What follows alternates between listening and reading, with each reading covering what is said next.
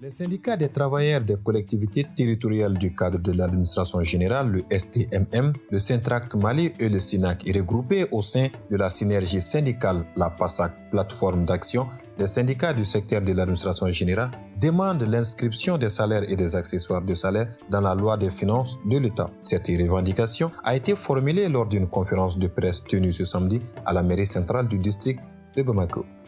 En premier point, et le point qui est crucial aux trois syndicats, c'est le problème de paiement irrégulier des salaires des fonctionnaires des collectivités territoriales du Mali.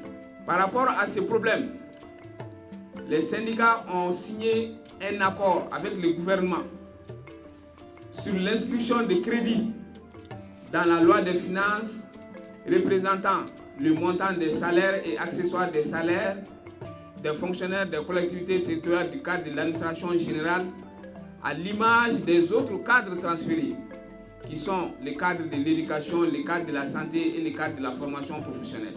Avec l'aggravation de l'insécurité, il devient de plus en plus difficile de collecter les taxes et les impôts. Pour garantir un paiement harmonieux, les syndicats réclament un traitement équitable avec les autres cadres de la fonction publique. Dans une même fonction publique des collectivités territoriales, deux traitements différents.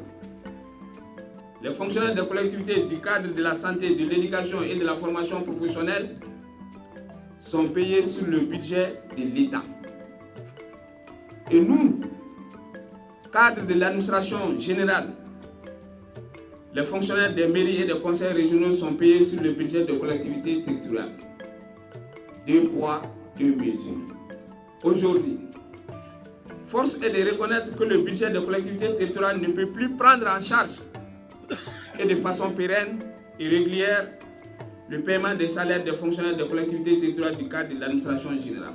Enfin, les syndicats ont présenté une liste de doléances précises, affirmant qu'à l'absence de solutions, une grève pourrait être envisagée. 1.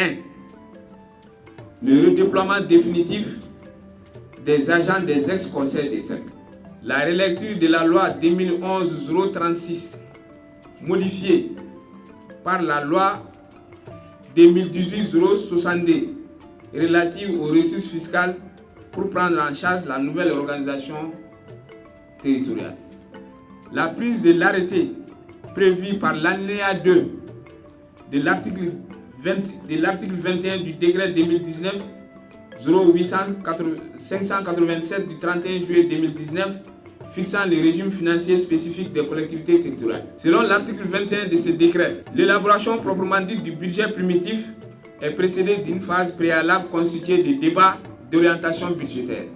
Le paiement de l'intégralité des subventions du FNAT des années 2021, 2022, 2023 et 2024, notifié pour la prise en charge des salaires du personnel des collectivités territoriales du cadre de l'administration générale.